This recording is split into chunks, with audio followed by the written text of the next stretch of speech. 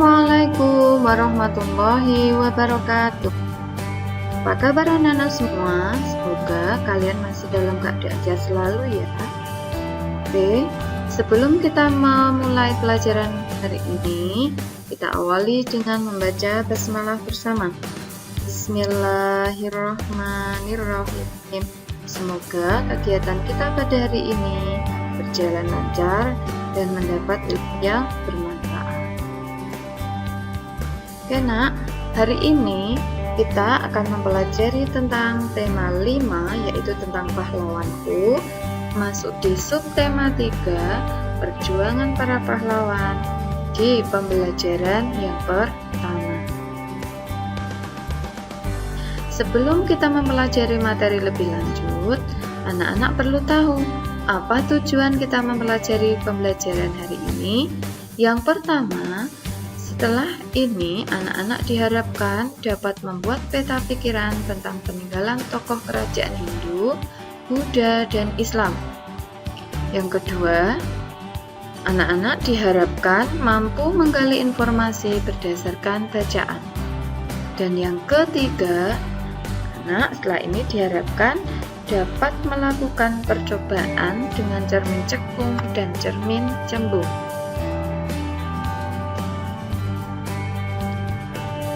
Nah, materi kita yang pertama yaitu menuliskan informasi berdasarkan gambar pada tabel.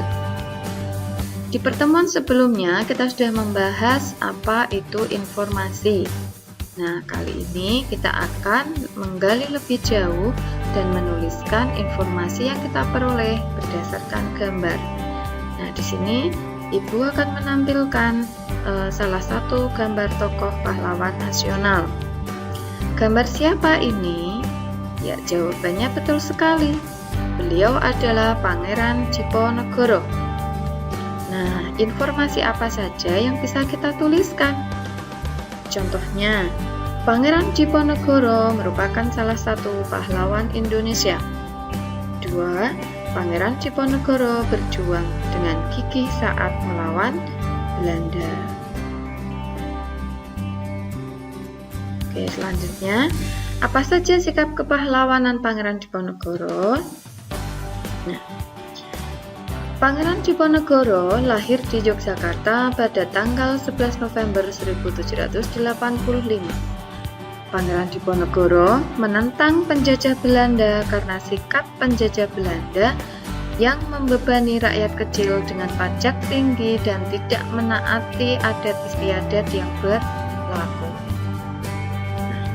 Pangeran Diponegoro menggunakan siasat perang gerilya, yaitu perang secara tiba-tiba dan bergerak secara sembunyi-sembunyi.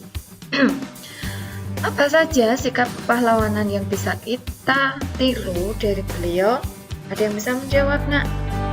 Ya, contohnya adalah gigih dan pemberani. Nah, kemudian kita akan selanjutnya mempelajari tentang cermin. Di materi sebelumnya kita sudah membahas tentang sifat-sifat cahaya. Siapa masih ingat? Ya, sifat cahaya ada 4. Yang pertama, cahaya merambat lurus. 2. Cahaya dapat dipantulkan. 3. Cahaya dapat dibiaskan. Kemudian cahaya dapat menembus benda bening. Oke, kali ini kita akan membahas tentang cermin. Apa itu cermin? Cermin merupakan salah satu benda yang dapat memantulkan cahaya. Cahaya yang dipantulkan oleh cermin merupakan salah satu contoh pemantulan teratur. Cahaya bisa memantul teratur, anak-anak masih ingat dengan syarat apa? Ya, syaratnya adalah mengenai benda yang datar. Nah, berdasarkan bentuk-bentuknya, cermin dibagi menjadi 3. Ada cermin datar, cermin cekung, dan cermin cembung. Oke nak, kita akan bahas satu persatu bagaimana sifat bayangan yang terbentuk. Oke, cermin datar. Sifat-sifat bayangan yang terbentuk yaitu 1. Ukuran besar dan tinggi bayangan sama dengan ukuran benda. 2. Kenampakan bayangan berlawanan dengan benda. Misalnya, ketika kalian bercermin, tangan kananmu akan menjadi tangan kiri bayanganmu. 3. Bayangan bersifat semu atau maya. Artinya, bayangan dapat dilihat di dalam cermin, tetapi tidak dapat ditangkap oleh layar. Nih, contohnya yaitu cermin rias. Nah, ini ya contoh dari cermin datar. Ada cermin rias. Sifat bayangannya tadi ya, ukuran bayangan sama dengan ukuran benda. Kanan kiri bayangan terbalik dengan benda. Dan yang ketiga, bayangannya bersifat semu. Cermin yang kedua yaitu cermin cekung. Bagaimana sifat bayangan yang terbentuk? Yang pertama, jika benda berada dekat dengan cermin cekung, bayangan benda bersifat tegak, diperbesar, dan semu.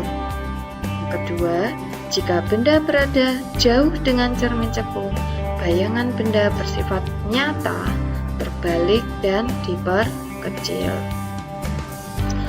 Contohnya yaitu cekung sendok makan, lampu senter, dan lampu mobil. Nih, contoh dari cermin cekung, nak lebih jelasnya. Nah, bagian dalam dari sendok. Nah, bisa lihat di gambar ya. Kemudian, nih, lampu pada mobil. Dan yang ketiga, ini apa nak gambarnya? Gambar senter. Nah, yang terakhir ada cermin cembung. Bagaimana sifat bayangan yang terbentuk? Penampakan bayangan pada cermin cembung yaitu semu atau maya, tegak, dan diperkecil dari ukuran benda yang sebenarnya. Contohnya yaitu bagian cembung sendok makan ya, dan kaca spion. Nih, balik nak, bagian sendok yang luar. Dan yang ini adalah contoh kaca spion.